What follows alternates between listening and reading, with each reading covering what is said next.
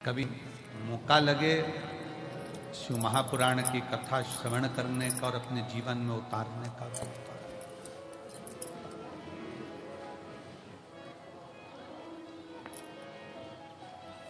आज ये कथा तो यहाँ विराम की ओर जाएगी।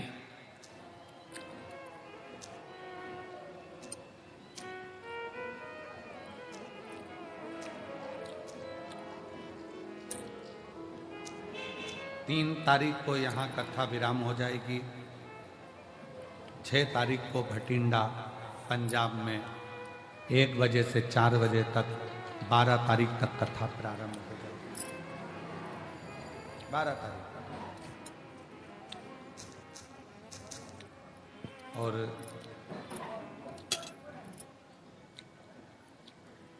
होली का क्रम 13 तारीख को शायद होली जलेगी। 14 तारीख को गुरंडी रहती है, होली खिलाती है। पिछले वर्ष थोड़ा सा होली का हर हर महादेव क्रम रहा, तो अब की बार सब जगह की होली में ना जाते हुए केवल एक होली, वो भी सीहोर की, वो 15 तारीख को महादेव की होली, केवल एक दिन की, वहीं एक ही जगह पर रहेगा।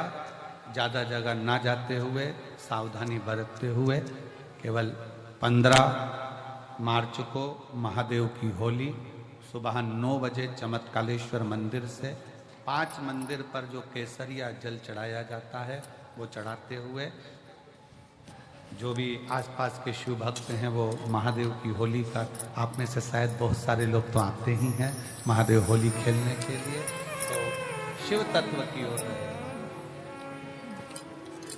6 तारीख से 12 तारीख तक कथा, हमारी बाबा की कथा भटिंडा चलेगी। और उसी बीच में चिरंजीवी राघव जी की कथा छत्रपति संभाजी नगर में 1 बजे से 4 बजे तक राघव जी की विष्णु पुराण वहाँ चलेगी। तो जो छत्रपति संभाजी नगर वाले हैं वो राघव जी के मुख से बाबा देवाधिदेव महादेव का गुणगान सुनेंगे और करेंगे। और छत्रपति संभाजी नगर में राघव जी की कथा भी 6 तारीख से 12 तारीख तक चलेगी। शिव तत्व हो, शंकर भगवान की शरणागति, शिव की भक्ति, शिव जी की उदारता, शंकर की अविरल भक्ति को अपने भीतर धारण करो। कैसे भी, कैसे प्रथम में विष मिले स्वीकार करो। जो करेले का जूस ज्यादा पीता है, जो कड़वी कड़वी नीम की गोली ज्यादा खा लेता है, फिर उस पे दूसरी दवाई का असर ही नहीं होता। अब कड़वे का, वो करेले का जूस इतना पी लिया कि वो दूसरी मिठाई और जूस का असर ही नहीं हो बे। नीम की गोली, नीम की पत्ती इतनी खाली कि वो दूसरी दवाई असर ही ना करे। उसी तरह अपने जीवन में मान लो अगर कष्ट बहुत मिल रहे हैं, तकलीफें बहुत मिल रही है, ठोकरें बहुत मिल रही है, समझ लेना ये ठोकरें एक दिन तुमको इतनी ऊंची ले जाएगी कि फिर तुम्हें दुनिया की वाणी शब्द की ठोकर नहीं लगेगी, फिर ना लगे।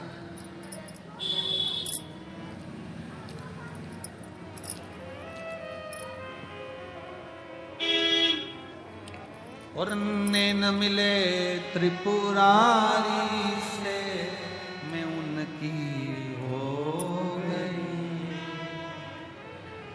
नैन लड़े त्रिपुरारी से मैं उनकी हो गई,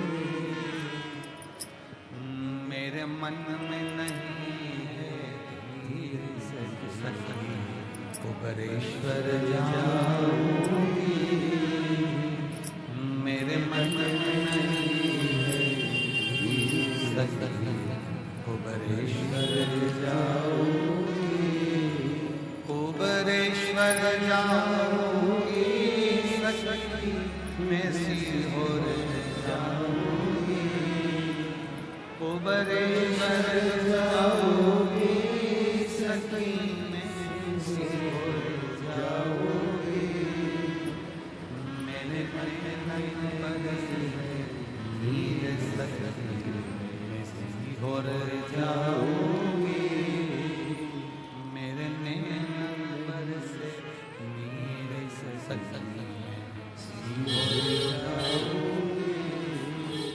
आपके हृदय चित्त में, आपके मन में, आपके विचार में, आपकी दृष्टि में, आपकी सोच में आप शिव से नयन मिलाइए, भगवान शंकर की शरणागति ग्रहण करिए। शिव, और जब शिव की शरणागति ग्रहण करोगे, विष कैसा भी हो उसकी तपन आपको नहीं, उसकी तपन लगेगी ही नहीं। विष की तपन लगती ही नहीं थे, लगती। फिर बुलाई बुराई नहीं लगती, अपशब्द अपशब्द नहीं लगते, ताने ताने नहीं लगते, गाली गाली नहीं लगती, आड़ा तेड़ा नहीं कहे। बस आपका विश्वास दृढ़ हो। शिवजी ने जब विष पिया, विष पीने के बाद 5 गौ माता का दूध शंकर भगवान के शिवलिंग पर चढ़ता रहा। बहुला, सुरभि, सुशीला, 5 गौ माता ऐसी जिनका दूध शंकर पर जड़। अभी हमने कथा में कहा था तीसरे दिन, सतयुग में गाय का दूध निकालना नहीं पड़ता था, अपने आप गाय दूध दे देती थी। चारों थन का दूध गाय का अपने आप बहता।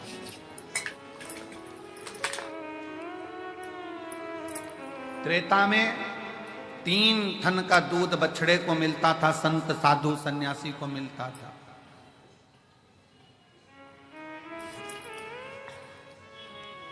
द्वापर में 2 गौ माता के 2 थन का दूध प्राप्त हो बछड़े को। और फिर कलयुग ऐसा आ गया कि बछड़े को 1 थन का दूध भी नहीं मिल पा रहा, लोग उसको भी निचोड़े जा रहे, उसको भी निचोड़ रहे हैं।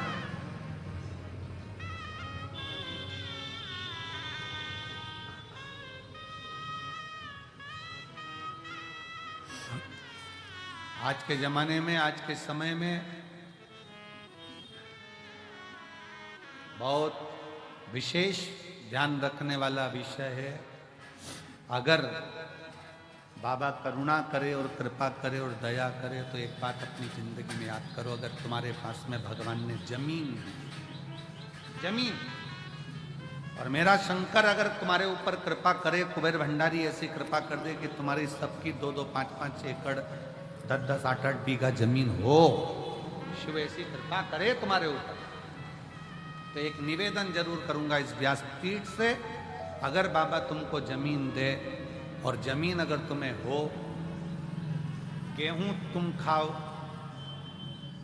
चना तुम खाओ, और जो गेहूं की भूसा रहता है वो तुम्हारे पास में जो गौशाला हो उसमें भर कर जरूर पहुंचाओ। गेहूं तुम खाओ, जमीन भी तुम्हारी, गेहूं भी तुम्हारा, सारी फसल तुम्हारी, पर निवेदन है, अगर भगवान ने तुमको इस लायक बनाया है और जमीन दी है, आज ये प्रार्थना कर कर जाना कुबेरेश्वर बाबा से कि अगर तूने मुझे जमीन दी, उसमें अगर गेहूं लगेगा तो गेहूं भले मैं खाऊं, गेहूं की फसल भले मैं बेचूं, पर उस गेहूं की जो भूसा बनेगा वो मेरे नजदीक की गौशाला में जरूर जाए, ऐसी कृपा।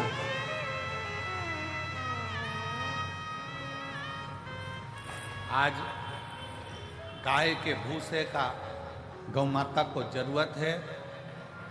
फैक्ट्रियां ऐसी ऐसी बन गई जिनमें भूसे का भी कोयला बनने लगा, उसके चक्कर में गाय भूसे के लिए भी तरस रही है।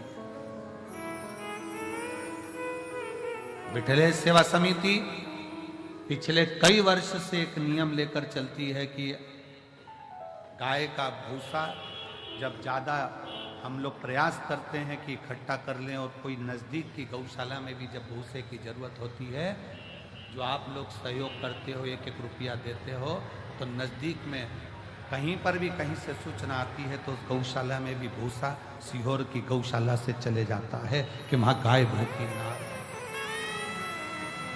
वहां गौ माता भूखी ना रहे।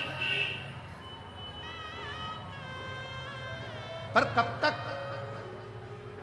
इसलिए मेरे बाबा से निवेदन है, जितने आयो, मेरा भोलेनाथ, मेरा कुबेर भंडारी, तुम सब अगले साल जब तुम यहां आओ रुद्राक्ष महोत्सव में, तो मेरा बाबा तुम सबको जमींदार बनाए, जमीन वाला बनाए,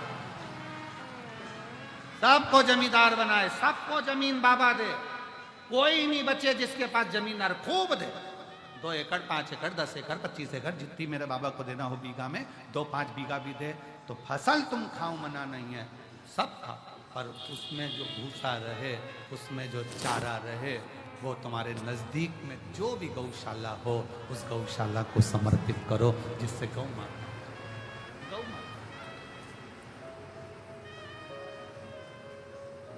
आज का जमाना इतना विचित्र हो गया कि लोग उस भूसे को भी निपटाए, उसको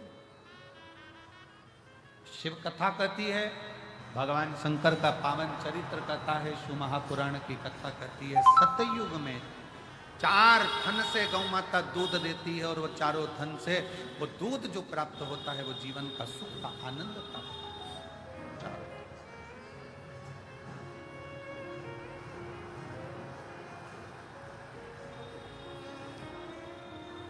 चारों।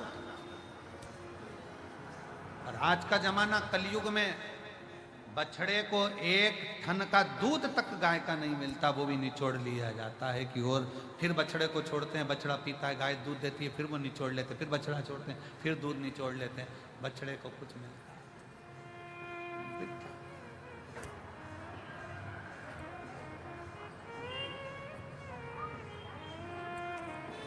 प्रयास करो, अपने घर में गाय नहीं रख सकते तो नजदीक में जो गौशाला हो उसमें प्रयास करो कि कुछ सेवा कर सको, कुछ दया आपके भीतर उत्पन्न हो, बाबा करुणा करे।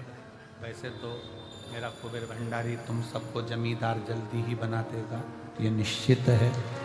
अगर व्यासपीठ पर यह बात आई है तो क्या पता भोलेनाथ ने क्यों निकलवाई है ऐसी बात, और पता नहीं ऐसा मुख में क्यों आया, नहीं तो आज तक ये बात कभी व्यासपीठ पर नहीं आई कि हम तो हमेशा कहते रहे कि गाय को रोटी दो, चारा दो, और आज अगर बाबा ने ये बात निकलवाई है कुबेरेश्वर धाम में, तो मुझे ऐसा लगता है कि तुम सब जमींदार तो होने वाले हो। अगर कुबेरेश्वर बाबा ने हो सकता कोई नया गिफ्ट दिया हो तुमको, तो मुझे तो ऐसा लगता है कि विदाई के पल में कुछ ना कुछ बाबा ऐसा देने वाला है कि तुम उस जमीन के जमींदार जरूर बनोगे, और बन जाओ तो दिल बड़ा रखना, गेहूं फसल तुम खाओ पर अपने नजदीक की गौशाला में भूसा जरूर पहुंचाओ। प्रयास।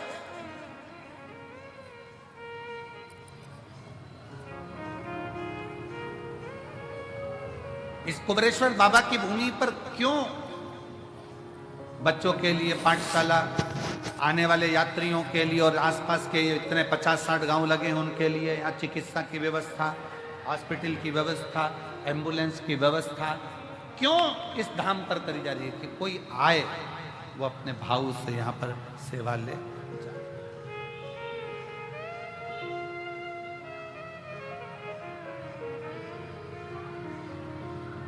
पढ़े, आनंद ले और अपने जीवन को बच्चे जागृत। शिव कथा कर रही है, भगवान शंकर का चरित्र कर रहा है कि कलिकाल में, कलयुग में, इस कलयुग को जैसे जगत गुरु शंकराचार्य जी इस मृत्यु लोक में प्रकट हुए, जन्म लिया और शंकर भगवान को दुनिया के लोगों ने बहुत नीचे दबा दिया था, तब जगत गुरु शंकराचार्य जी ने 4 पीठ का निर्माण कर कर शिव भक्ति पूरे विश्व में जागृत कर।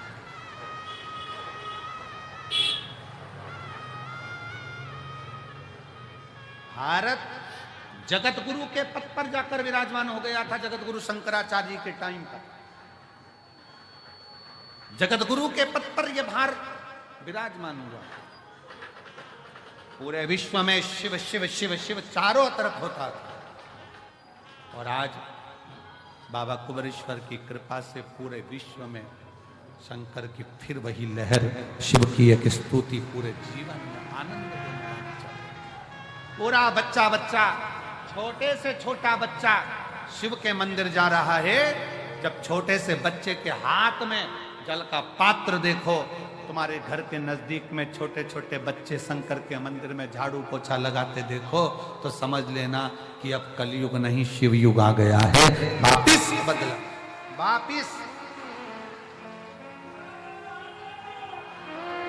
वापिस बदलाव हुआ है। फिर वो शिव की भक्ति जनमानस तक पहुंची। और बिना आडंबर के, ना कोई बेल है, ना कोई भभूति है, ना कोई नारियल है, ना कोई सामग्री है, केवल तुम्हारा चढ़ाया गया एक लोटा जल सारी समस्या का हल। तुम्हारा विश्वास, तुम्हारी भक्ति, लोटे के जल का कितना महत्व है। 12 ज्योतिर्लिंग की चरित्र शिव महापुराण के अंतर्गत आता है। 12 ज्योतिर्लिंग का तमरुका जी ने चंचुला देवी को 12 ज्योतिर्लिंग का जब स्मरण कराया, उसमें प्रथम ज्योतिर्लिंग सोमनाथ जी का वर्णन किया। सोमनाथ जी का जब वर्णन करते समय चंद्र को जो काया का रोग हो गया था, काया के रोग को ठीक करने वाला कौन? जम के बोलो जरा, महादेव। कौन है चंद्रदेव? शंकर भगवान का साडू भाई।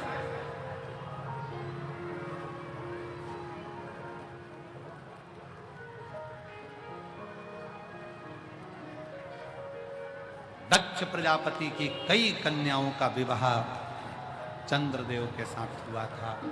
शरीर में इतना बड़ा रोग हो गया कि काया टपक रही, गिर रही।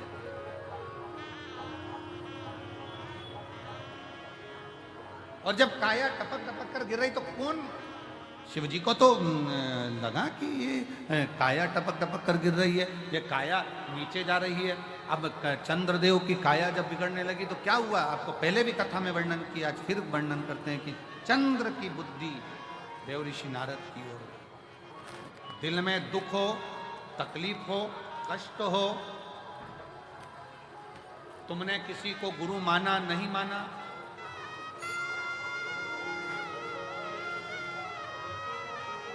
तुमने किसी को गुरु माना नहीं माना, ये तुम्हारे ऊपर निर्भर। और शिव महापुराण की कथा कहती है कि अगर शिव जी को जल चढ़ाते समय आपने शंकर को श्री शिवाय नमस्तुभ्यम भी कह दिया, तो समझ लेना कि शंकर ने तुमको गुरु मंत्र दे दिया, तुम शिव के हो गए, शिव तुम्हारा। अब दशरथ जी के मन में जब दुख हुआ, दशरथ जी के मन में जब भेद आया, दशरथ जी के मन में जब थोड़ा सा दुख हुआ, दशरथ जी ने कहा कि मेरे घर में मेरी 3 धर्म पत्नियां हैं, पर औलाद नहीं, तो ये बात किससे कहूँ? गुरु जी के पास गए और गुरु से कहा कि मेरी 3 धर्म पत्नियां औलाद। फिर गुरु से कहोगे तो गुरु सुनेगा। अब गुरु तुमने किसको बना लिया? जल चढ़ाकर। जम के बोलो, महादेव। शिव को तुमने गुरु बना लिया।